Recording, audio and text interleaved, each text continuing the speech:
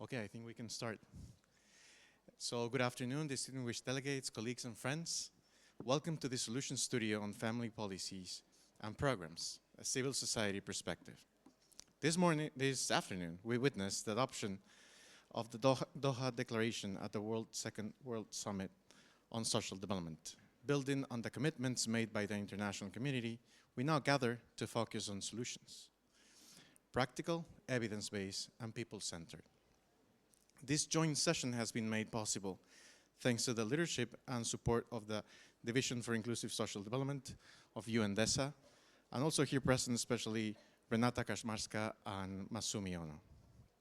On behalf of the International Federation for Family Development, it is an honor to be the lead organizer and moderate this session alongside long-standing partners, new allies, and definitely friends on family-friendly policies.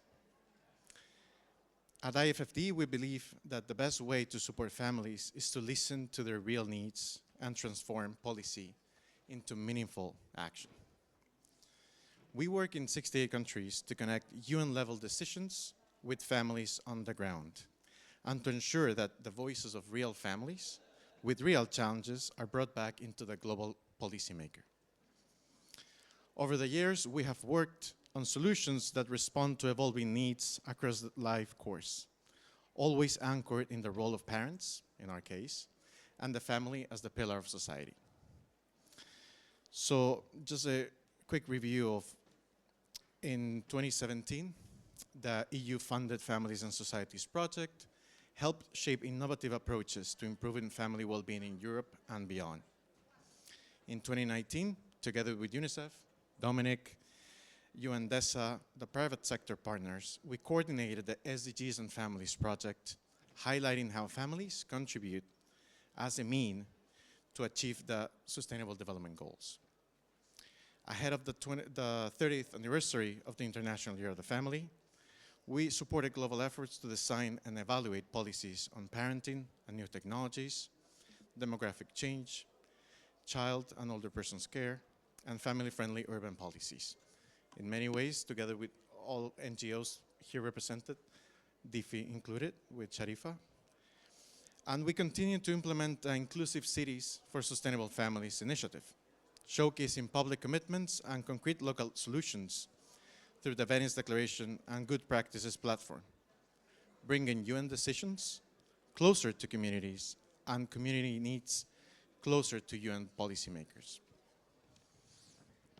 So without further ado, I am delighted to introduce our first speaker, Dr. Sharifa Lemadi, Executive Director of the Doha International Family Institute, DIFI, our long-standing partner, friend, and host country representative. Dr. Sharifa, you have the floor. Sorry. Thank you very much, Alex. And thank you very much. I'm very happy to be in this session and talking about our work together in advocating for families. So Excellencies, distinguished delegates, ladies and gentlemen, it is an honor to address this critical session on the NGO perspective in advancing social development.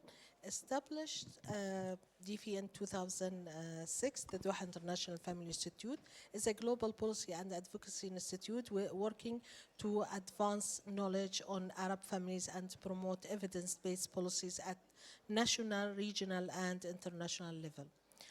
DIFI is a member of Qatar Foundation for Education, Science and Community Development, QF, and is an integral part of the foundation's offers to foster healthy education societies, reinforced by strong cohesive families in Qatar and the region. DIFI has a special consultative status with the United Nations Economic and Social Council, ECOSOC. The Doha International Family Institute operated as a unique connection as an NGO driven by a fundamental commitment to the well-being and cohesion of the Arab family. We function as a dedicated think tank, ensuring that our advocacy with stakeholders is always grounded in a strong evidence to create meaningful impact. Our central contribution is bringing the gap between research and policy, public policy. The model has proven effective at the national level. For instance, our extensive research in work-family balance challenges in Qatar did not just identify problems, it's provide tangible, localized findings and policy recommendations that were instrumental in developing a relevant set of national policies aimed at supporting working parents. Our scope, however, is not limited to Qatar only. We are committed to achieving broader impact through strategic collaboration at the pan-Arab level, notably via our long-standing partnership with the League of Arab States. A recent example of this regional work is our contribution to developing a guiding framework for pre-marital education programs across the Arab region by providing an evidence-based toolkit. We aim to help governments, NGOs, and private entities which provide such program to be informed by evidence in order to enhance the long-term sustainability of marriage, which is a cornerstone of social stability. We are currently as well working with the Organization of Islamic Cooperation, OIC, to conceptualize a framework for family well-being index that will help member states to track the progress of policies and programs to enhance family well-being and at large society well-being. The index will be launched during our conference on family well-being in 2026. And I take this occasion to invite you all for our conference to join. In conclusion, for civil society to truly be an engaging of social development, we must transition from simple advocacy to informed advocacy by leveraging our capacity as a think tank. DIFI demonstrated that NGOs are capable of generating the high-quality evidence that governments need to design, implement and sustain effective social policies. We believe that this model of evidence-driven partnership central to achieving the ambitious goals of this World Summit. Thank you. Thank you, Dr. Alemadi. And now I turn to another dear friend, thought leader, and definitely child investment expert, Dr. Dominic Richardson, Managing Director of the newly established Learning for Wellbeing Institute and former academic lead of the SDGs and Families Project. Dr. Richardson, could you share some of the latest solutions and insights from Europe, please? Yes, thank you, Alex. Excellencies, delegates, and friends. I'm going to start by contextualizing Europe really quick. We only have 5 minutes. So Europe is the part of the world that spends more on its families than anywhere else. The average child probably gets about $200,000 throughout their life course in public funds. If you're born in the poorest parts of Africa, you can expect to receive about $8,000 across your life course. The gaps are huge. But the answer for Europe is not just about spending more money. And in fact, we're kind of getting to a point where Europe doesn't want to spend more money. Europe wants to spend less money. This is despite the fact that the child population is 20% of the total population. We spend about 2.5% of GDP on that population. And that's more than anywhere else in the world. It's very hard to do good policies when you're not willing to put the money behind it. And the balance of the population to the investment clearly shows that something's not quite right. We've done studies in Europe, we've done studies in the G20, and we did studies in sub-Saharan Africa, and I don't want to steal anyone else's thunder, but they all pretty much say the same thing. The family policies are most effective at the population level when they're universal. The coverage counts. Cash is not king, coverage counts.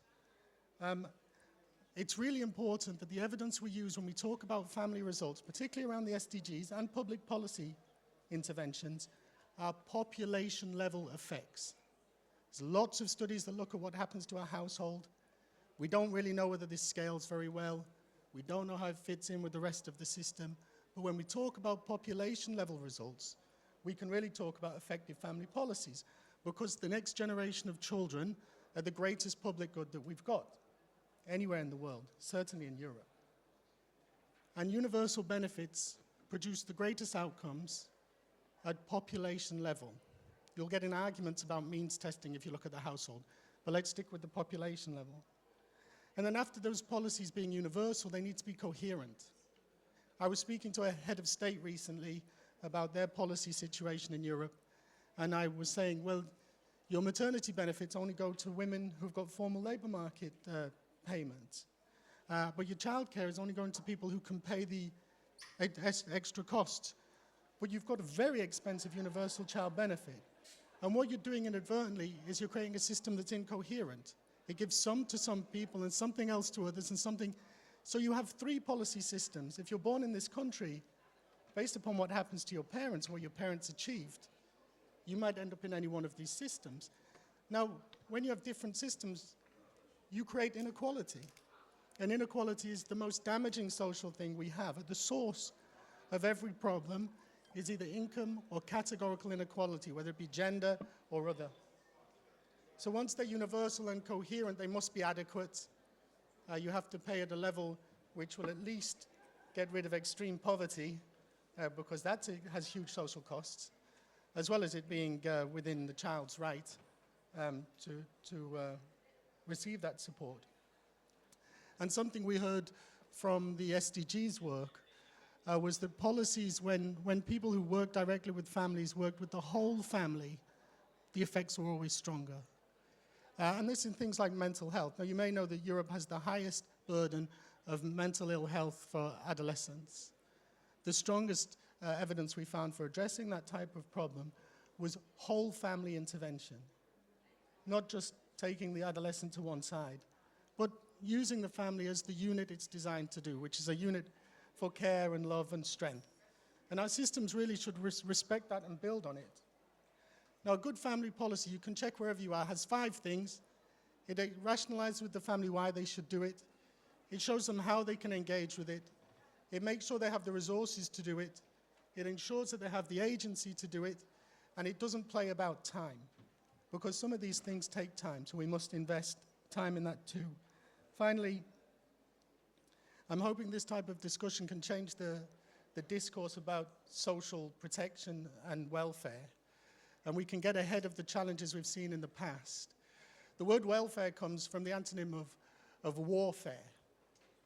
After the Second World War, the Archbishop of York said, we're tired of warfare, we'll move to a system of welfare.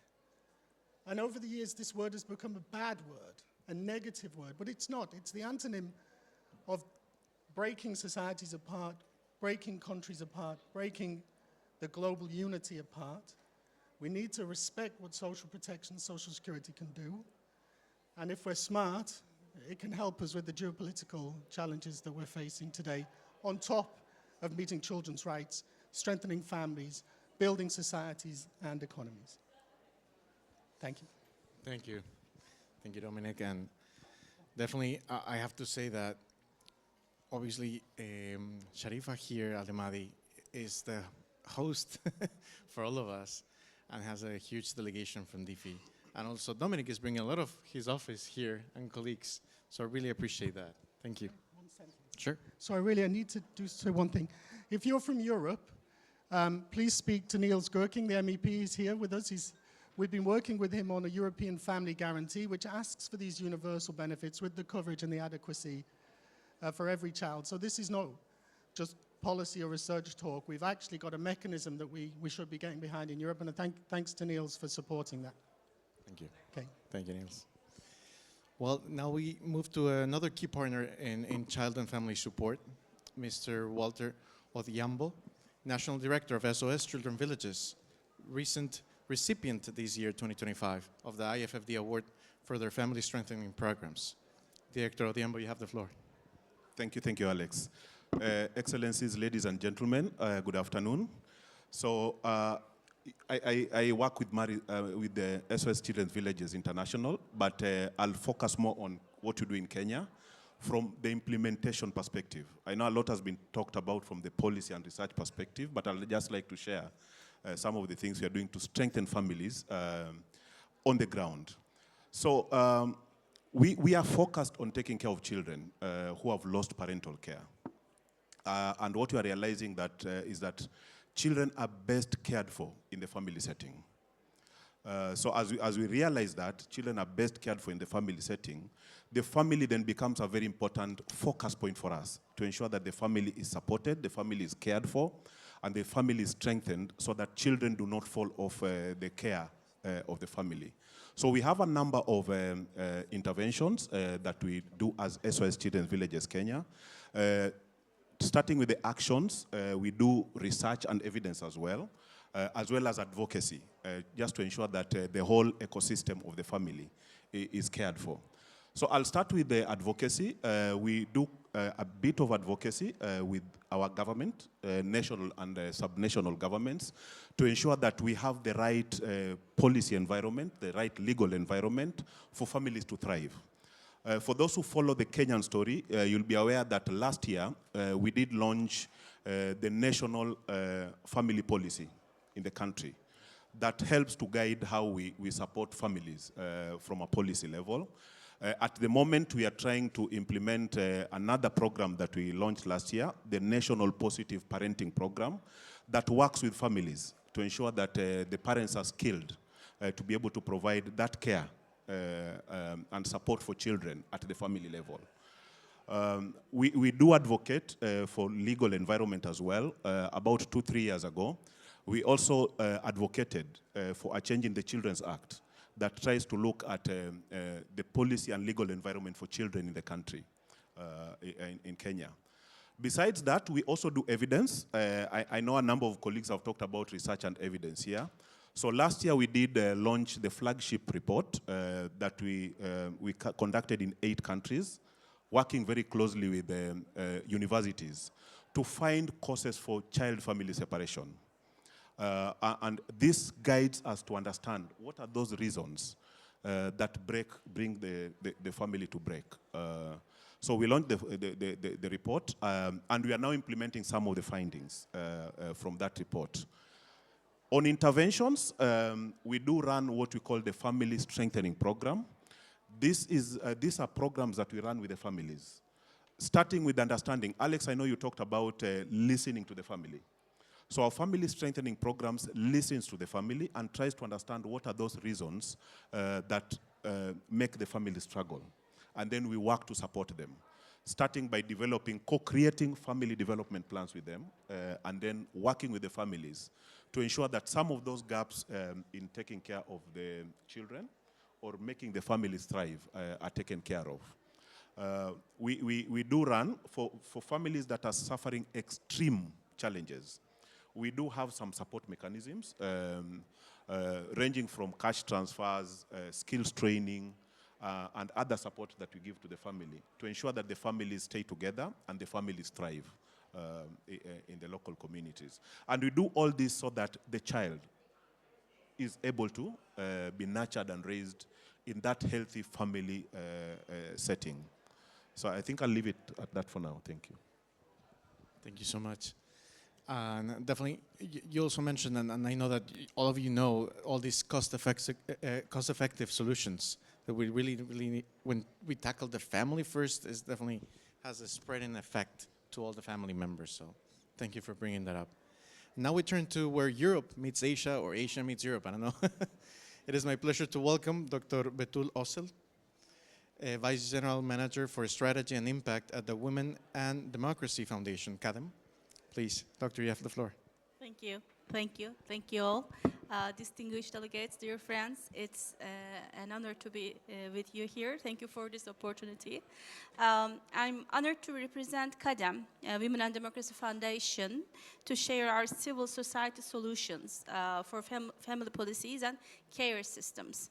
I will highlight some of our good practices, such as our women support centers, our community actions against gender-based violence, and our policy advocacy, recognizing women's labor in the care economy.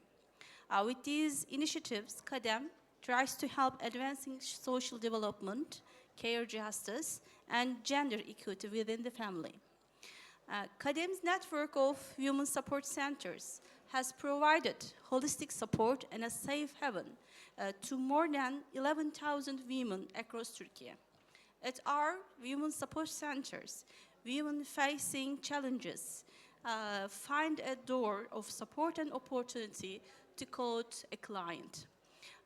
Our centers provide a holistic approach, psychological counseling, legal aid, and vocational training to help women overcome crisis and build stable futures for all. This model has expanded to multiple provinces to reach those most in need, including in the areas devastated by natural disasters like the recent earthquakes in Turkey. According to the impact report we conducted this year, the psychological support from our centers has helped women strengthen their family relationships and improve their parenting. Many also gained legal protection and new job skills through these centers. With these outcomes, we observe that empowering women through comprehensive services directly builds family resilience and welfare. This is why KADEM approaches gender-based violence as a social catastrophe that undermines families. Our focus to prevent gender-based violence is community-based prevention. Every year, on the International Day for Elimination of Violence Against Women, we launch nationwide campaigns to raise awareness and change attitudes. For example, in 2022, our Stalking is Violence campaign spread the message that persistent harassment is a crime. By engaging men, women, and youth in such efforts, we foster a culture of zero tolerance for abuse. In 2023, KADEM launched another national campaign, Don't Be a Bystander to Violence, based on a media analysis over 3,000 scenes of violence against women in popular Turkish TV series. The campaign drew public attention to how violence is normalized through entertainment, and it called on media, producers, and the public to take collective responsibility. One of the reasons we support survivors of domestic violence comes through that our knowledge that a child raised in a violent home often struggles to form a healthy family later. Thus, breaking the cycle of violence is critical for family well-being. This is why we not only assist individuals, but also educate communities through our gender justice advocacy training modules, raising awareness and inviting every member of society to take responsibility for creating spaces where women's dignity is protected and everyone is safe. KADEM also pairs its grassroots work with policy advocacy to tackle systematic issues and injustices. A key focus is recognizing women's labor in the care economy. The unpaid caregiving and domestic work women often perform is invisible but essential. We know that this labor is overlooked in economic policies. Therefore, we call for care justice, acknowledging caregivers' contributions and ensuring that they receive support. In forums like G20's Women 20, KADEM's delegation has actively contributed to working groups, co-authoring reports, and playing an engaged role in shaping the communique, urging governments to prioritize the care economy and support caregivers. And in closing, I want to emphasize that KADEM's experience shows empowering women is catalyst for strong families and inclusive social development. Our initiatives share a common goal to foster care, justice, and equality beginning in the family. KADEM remains committed to partnering with all stakeholders to expand these solutions Together, we believe that by investing in women, preventing violence, and valuing care work, we can build the equitable future our communities deserve. Thank you. Thank you, Dr. Rosell. And now, I'd like to conclude our panel inviting Mr. Juan Antonio Lopez Baljar, Director of IAPF, to share some concrete solutions on emerging from Latin American region. Thank you. Hello, everyone. My name is Juan Antonio Lopez Baljar, and I'm Director of the Family Institute in Mexico. And it's an honor to speak here on the World Social Summit organized by the United Nations. Today, I want to share you with the results of the Family Sustainable Cities program in Mexico. This program works to end economic poverty, time poverty, and emotional poverty in Mexican families, following the mega trends proposed by UN DESA and the SDGs of the 2030 Agenda. This program has three main steps. First, family dynamic diagnosis to understand the situations of family in 5 areas: family finances, work-family balance, family care needs, mental health, and parenting models. Second, we train government teams to include the family perspective in their work. Third, we create public policy with family perspective using the information from the diagnosis and the train. In Mexico, more than 30 municipalities have created very public policies with family perspective. For example, San Nicolás de los Garza in Nuevo León, Mexico, created the first municipal family ministry in the country that includes childhood care and gender policies. Silao de la Victoria, Guanajuato, organized a family fair, a space for learning and family activities for thousands of families. Coajimalpa de Morelos, Mexico City, implement a family decalogue so government workers can have work-family balance policies. Tlaxcala created the Clinic of Emotion to support mental health in families.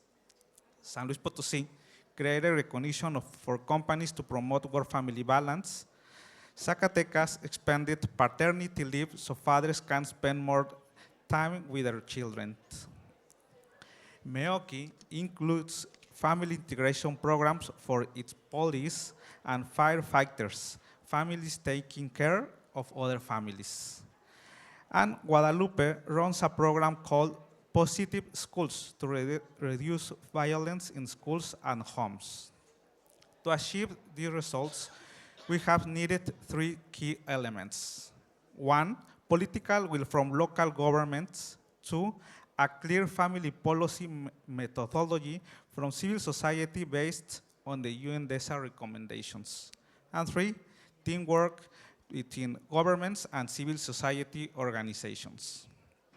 Today, more than ever, the future of societies depends on our capacity to look again at what is essential, the family, because that is where everything begins: education, mental health, empathy, and peace. If we build policies that protect that first space of care and belonging, we will be building not only fair economies, but also more human communities. Thank you very much. Thank you, and thank you all the speakers to keep the time. And I think we have like 2 minutes left, and I will ask you, I think we came here to share what we do, for sure. I don't know if you want to answer in like one phrase, each one of you. What do you want to take away from the summit back home? I don't know if we can start with you, Mr. Sharifa. Sure, it's always we talk about social summit, and this as a DIFI that we advocating for family. We are happy now that the discussion that's related to family at all, not individual, it's becoming more increasing. Like before, even rare to see something like that. So I think of this, and the research shows that how when we think of the family as a unit, the policy will benefit them more than when we look at women or children alone. And this is what even practicing here in Qatar. So I think it's focusing on family as a unit. It's very important, and this will give us better policies for our individual even. Thank you. Dominic? Thanks. I'd like to see acceleration in policies that improve the condition for every family and every child, no matter where they're born, no matter what conditions their family have. I mean, we get together as societies for the purposes of living a better life. Not that so some of us can win and some of us can lose. And the family is the most unique social unit in any society anywhere in the world. And it needs to be visible in all that we do, active and participating in all that we do, and we need to move faster because the mortality statistics for under fives are horrific. So I'm just, can we do a bit more, a bit faster, please? Thank you. Walter? Yeah, thank you. I think I agree with Dominic. The family for us is a very critical unit of any society. And the region where I come from, political goodwill is very key to ensuring that the family is well supported. So coming from this summit, I'm very happy that my country has been very well represented by the political class. Yesterday we saw our cabinet secretary in charge of social protection give commitments about what the country is doing. This morning, our president gave very strong commitments on what we are going to do and helped adopt the political declaration. So I think that is important. So some of us as implementers, we have something to carry along with them to ensure that we put them to account in some of the commitments that they have had today. Thank you. Thank you. Dr. Russell? Well, what do I take from this summit? It's the feeling of this strong solidarity because I see that from every corner of the world, each and every one of us care about the betterment of the family. And this gives me hope for the future of the world, especially in these conditions today. Okay, thank you. And Juan Antonio? Well, I think the family is very important to promote the social and human development. And for this, it's very important work together, civil societies, organizations, international agencies, private sector, and the academy. Thank you. And with this, we reached the end. I just wanted to tell you, thank you for being here. Thank you for listening to us in the UN Web TV. And if you want to expand in their thoughts of the speakers, there are many events that they're going to be participating. I'm thinking of KADEM, I'm thinking of DIFI, thinking of the two-side events of IFFD, together with Dominic as well. So see you there.